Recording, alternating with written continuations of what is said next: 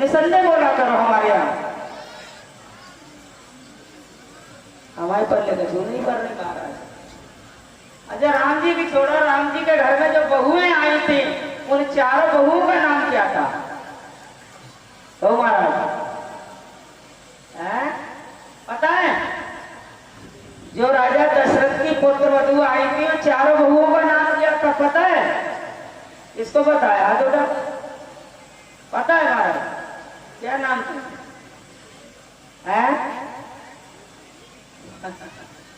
जय हो। ये राजा महाराज जी है जो पिलर के पास बैठे हुए जवाब दे रहे हैं, हाथ ऊपर कर रहे हैं। हम जानना चाहेंगे क्यों? क्योंकि ये हमारे लिए बहुत खुशी की बात है कि आप लोग ये जो भी धर्म की नगरियां हैं और जो भी धर्म प्रचारकों की नगरियां हैं इनसे बहुत दूर रहते हैं, और उसके पश्चात भी और सोशल मीडिया से तो आप क्या ही परिचित होंगे, क्योंकि जिस उम्र पे इस समय आप हैं सोशल मीडिया से तो बहुत दूर होंगे। और ये जो आपने हाथ उठाया है तो ये एक वाकई में गूढ़ ज्ञान होता है कि जो इन महाराज जी को पता है। तो महाराज जी खड़े हो जाइए एक बार और नाम बताइए, उसके बाद माता जी के द्वारा आपका स्वागत भी किया जाएगा, क्योंकि ये हमारे लिए, क्योंकि आपके लिए ये बहुत बड़ा कोई ऐसा नहीं है, बहुत बड़ा अचीवमेंट है। ऊपर आ जाइए महाराज जी, आ जाइए। ये ऐसा नहीं है कि बहुत बड़ा एक अचीवमेंट है, लेकिन ये एक मोटिवेशन है, ये एक प्रेरणादायक चीज है कि जिससे कि और भी लोग जानने की कोशिश करेंगे और हमारे लिए खुशी का विषय होगा कि हम इस प्रकार आप लोगों के बीच में कुछ ना कुछ छोड़कर जा रहे हैं, और आप लोगों को भी पता चलेगा कि आपके बीच में भी पहले से कोई है जिन्हें इतनी जानकारियां हैं। आ जाओ महाराज जी। देखिए अर्थ ये नहीं है कि इन्होंने बताया, अर्थ ये है कि बोलना सीखो, आप लोग समझना सीखो, सुनना सीखो, बोलना सीखो। जिस दिन आप बोलना सीख जाओगे उसी दिन तुम्हारा कल्याण हो जाएगा। हमारा राजा दशरथ के घर में अयोध्या नगरी में जो विवाह होके आए 4 पुत्रों के, उनकी पत्नियों का नाम क्या था? राम का पत्नी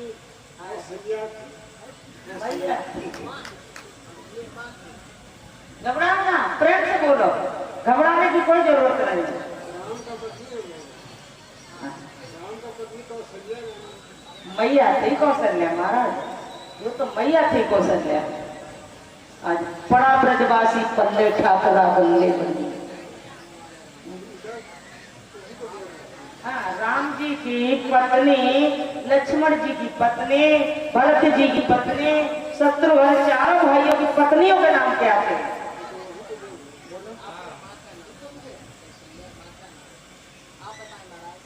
सामने मुंह कर लो, सामने मुंह कर लो,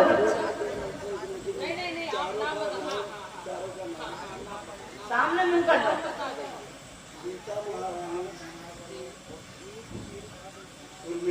इधर को देखो, इधर को। तालियां बजाओ तेज आवाज में। अब इधर आ जाओ। और हमारे जो पहले महाराज जी आए थे उनके लिए भी एक बार जोरदार तालियां। क्यों उनके लिए तालियां मैं इसलिए बजवाना चाहती हूँ, क्यों मंच तक आने की सामर्थ्य तो थी उनके अंदर। मुझे पता है कि सोशल मीडिया का जमाना है और आजकल तो हमारे अध्ययन की पुस्तकों में भी ये नाम आने लगे हैं। ऐसा नहीं है या किसी को पता नहीं होगा। सच सच बताइए किस किसको पता था, हाथ ऊपर करके। ईमानदारी से सच सच पता था ना, लेकिन हिम्मत किसी की नहीं थी। इसलिए महाराज जी धन्यवाद के पात्र हैं कि ऊपर तक आए, और ये महाराज जी भी धन्यवाद के पात्र हैं कि उन्होंने स्वयं ही इस बात को स्वीकार किया कि मुझे चारों पत्नियों के नाम तो पता है लेकिन क्रमबद्ध नहीं पता है कि कौन किसकी धर्म पत्नी थी। कोई बात नहीं है, ठीक है। और हमें दुख जो है वो इस बात का है कि आप लोग आयोजन तो बड़े बड़े कराते रहते हैं, आए दिन कराते हैं एक न एक कीर्तन, और किसी न किसी की आज्ञा, जो भी आपको आज्ञा दे दी जाती है वे आंखें मूंद के आप उन आज्ञाओं का पालन करते हैं। लेकिन कष्ट इस बात का है कि जो भी आपको आज्ञा देने वाले जो महानुभाव आते हैं वे कभी भी आपको पूर्णतः संतुष्ट इस बात को लेकर नहीं कर पाते कि आपके मस्तिष्क में यदि कोई प्रश्न है तो वे उसे दूर कर पाए, या ये झिझक आप आपके अंदर से आज तक खत्म नहीं हो पाई कि आप अपने हक से उन प्रश्नों के उत्तर ले पाए। तो सबसे पहले यदि आपके दिमाग में कोई भी प्रश्न आता है किसी भी शास्त्र से रिलेटेड या किसी भी चीज से, तो वे आप पूछने के पूरे अधिकारी हैं, क्योंकि वक्ता का अधिकार है आपके प्रश्नों के उत्तर देना।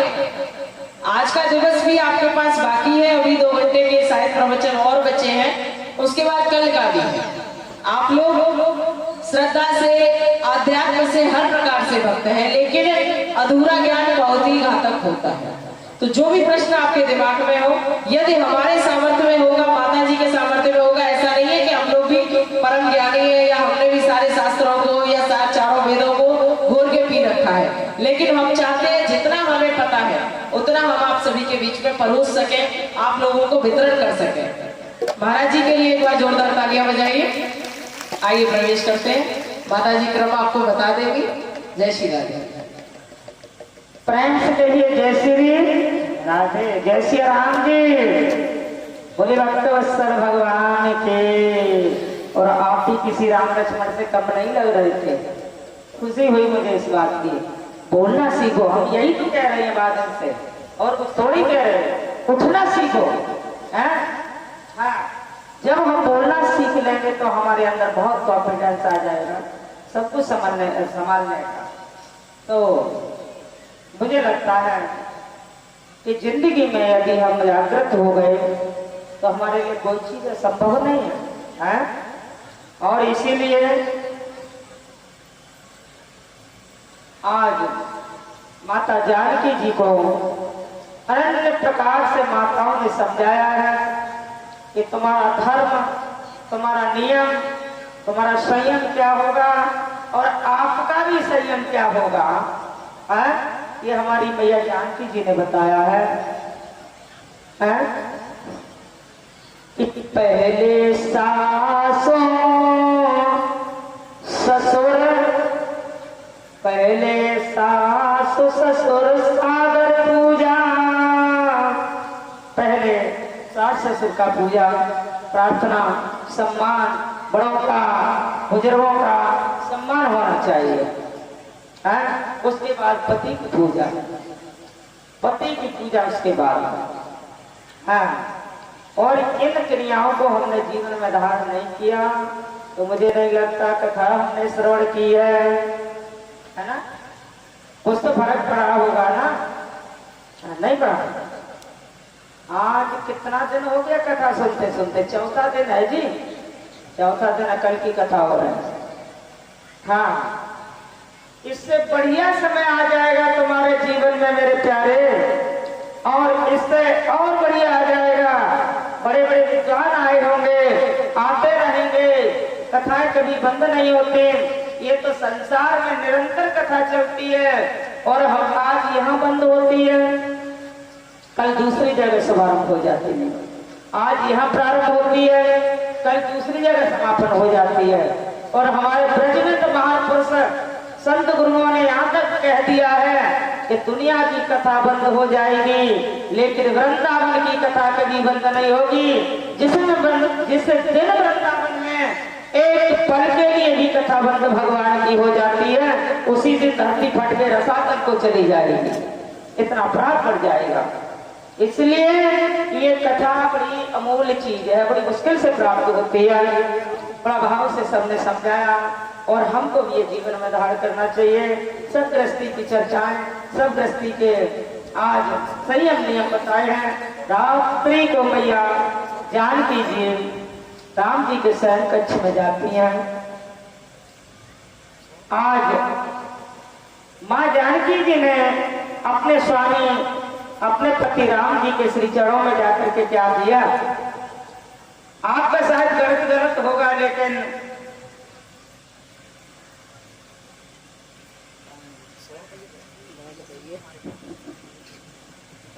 महायज्ञ जय हो, ये हमारे भैया कमेटी के हैं,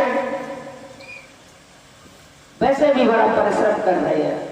इन्होंने अपने पास कुछ छोड़ा ही नहीं है। युवा पीढ़ी के बच्चों ने एक शक्ति संगठन गठित किया है, और हमारा मुलाकात तो नहीं हुआ है अभी कमेटी कमेटी से।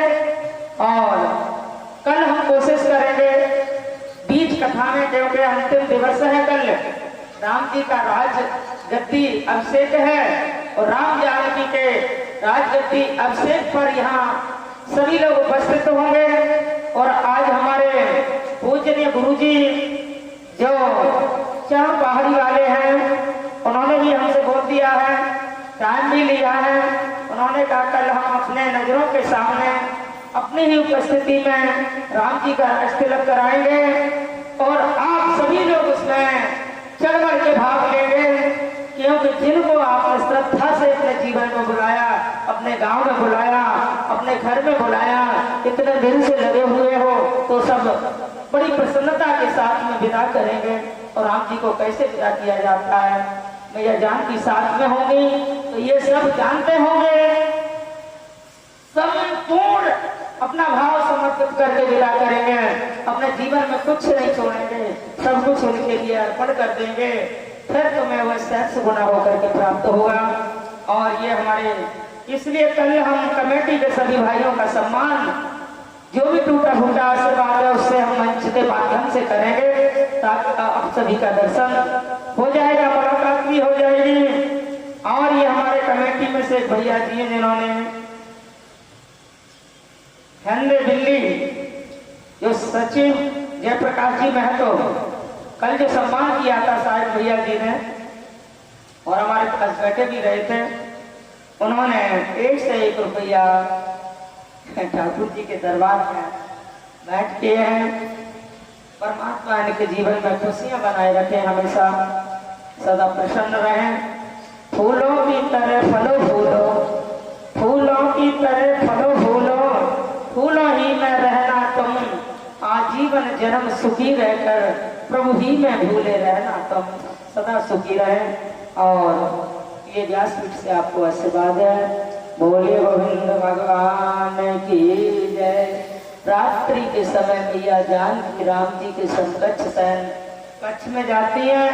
पूरी रात मैया जानकी ने राम जी ने केवल ऐसा सत्संग और प्रवचन किया जो संसार में हम किस लिए आए हैं, क्या हमारा उद्देश्य है, क्यों हमने ये रूप धारण किया है। इसलिए है देवी, हमें वो आगामी अपना सिस्टम तैयार करना है और धर्म चर्चा राष्ट्र निर्माण की चर्चा करते करते राम जी ने माता जानकी की सामने सारी रात्रि गुजार दी। और राम जी का कितना भाव था, कैसा भाव होगा, और हम कितने सौभाग्यशाली उनकी कथा सुन रहे हैं। और हम तो इसके भी पात्र नहीं है कि अपनी जबान से उनका नाम भी ले सकते हैं। कितने सौभाग्यशाली हैं। कथा सुनने वाला बहुत बड़ा होता है वक्ता से, कथा कहने वाले से कथा सुनने वाला बहुत बड़ा होता है ना। बोलने वाले के तो मुंह में से जो भी आएगा वो भौंकता ही रहेगा, चिल्लाता ही रहेगा, कुछ न कुछ बोलता ही रहेगा। इसलिए बैठने वाले सुनने वाले कभी तो उनकी भावना से बुराई करते हैं, कभी आंखों से करते हैं, कभी वाणी से करते हैं, कभी रूप से करते हैं, कभी वस्त्रों से करते हैं, न जाने किस किस भाव से क्या क्या चर्चा करते होंगे। लेकिन वो जानता है कि सामने वाला बंदा मेरी मजाक बना रहा है, मेरी बुराई कर रहा है, लेकिन कोई फर्क नहीं, क्या वो तो परमात्मा की कथा कह रहे हैं, अपनी कह ही नहीं रहे हैं, इसीलिए अपने घर की बातें नहीं कह रहे। तो ये सब जानते हुए फिर भी आपके समकक्ष में भगवान की मर्यादाओं की कथा रखता है। कोई प्रभु का भेजा हुआ फरिश्ता आता है और एक दिन अपना कार्य पूरा करके अपने देश को चला जाता है, अपने गृह गांव, अपने गृह घर चला जाता है। और आप लोग इस सारी चर्चा में से अपने जीवन में अच्छा श्रवण करते हो, बाकी सब यहीं छोड़ जाते हो। तो आप श्रोता बहुत बड़े वक्ता से, वक्ता की उपाधि बड़ी विलक्षण होती है। और उल्टा सीधा जैसा भी आता है, कोई बात कर रहा है, कोई मांस मीट मदरा का बच्चड़ कर रहा है, कोई बीड़ी तम्बाकू सिगरेट पी रहा है, कोई किसी भी रूप में है, गांव गली मोहल्ले में अगर कुछ देख लिया उसको भी हम लोग अपने शब्दों में मंच से के माध्यम से परोसते हैं। तो न जाने क्या क्या बोलते रहते हैं, पता खुद को ही नहीं रहता हम बोल क्या रहे हैं, लेकिन अच्छा आप डिसाइड करते हो। बोलिए गोविंद भगवान की।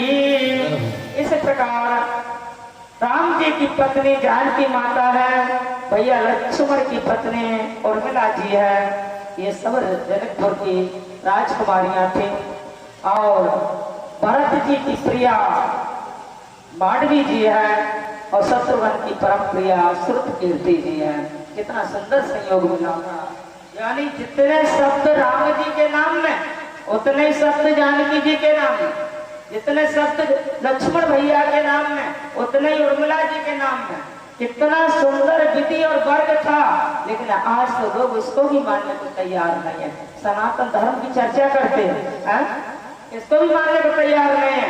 अरे जो आने से पहले ज्योतिषियों ने, ब्राह्मणों ने 1 वर्ष की पंचांग को सिस्टम के बतौर तैयार करके रख दिया और उसमें ये घड़ी पल से लेकर के, व्यापार बिजनेस से लेकर के, मौसम की बहार से लेकर के, नाम राशि गणित से लेकर के, सबके ग्रह गोचर से लेकर के सब कुछ लिखा होता है। और यहाँ तक 6 महीने बाद सूर्य ग्रहण पड़ेगा, चंद्र ग्रहण पड़ेगा, कितने बजकर कितने मिनट पर पड़ेगा ये भी लिख दिया जाता है। तो आज ये विद्वानों से धरती भरी हुई है, लेकिन हम उनको पहचानेंगे तभी, हम उनको जानेंगे तभी, अपने अंदर पात्रता का भाव लेकर के चलेंगे। हम अच्छे बनेंगे तो अच्छे लोग मिलेंगे, हम बुरे बनेंगे तो बुरे लोग मिलेंगे। बोले गोविंद भगवान की जय। समस्त पुत्र वधुओं को लेकर के बड़ा ही आनंद हो रहा था। उसी समय की बात है कि राजा दशरथ जी ने विचार किया, अब चारों पुत्रों का विवाह हो गया है, मैं बहुत प्रसन्न हूँ, बहुत खुश हूँ और मैं नहीं चाहता हूँ कि अब मैं इस राज शासन की गद्दी पर बैठूं। और उन्होंने उसी समय विचार किया अपने मन में, और विचार करने के बाद में सोचने लगे गुरुदेव के चरणों में मैं अपने विचारों को रखूंगा, शायद कोई मार्गदर्शन मिले। क्या हुआ कि एक दिवस दर राजा ने एक दिवस दर्पण में मुख देखा। एक दिवस राजा ने जब दर्पण में अपना मुख देखा, कानों के बाल सफेद हुए, चौथापन सम्मुख तब देखा।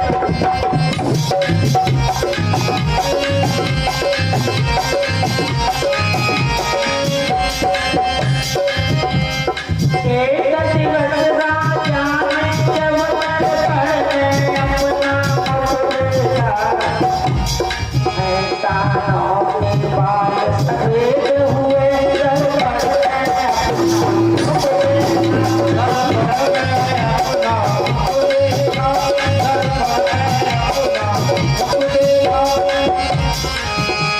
एक दिन राजा दशरथ ने शीशे में कांच में दर्पण में अपना मुख देखा तो कानों के बाल सफेद हो गए।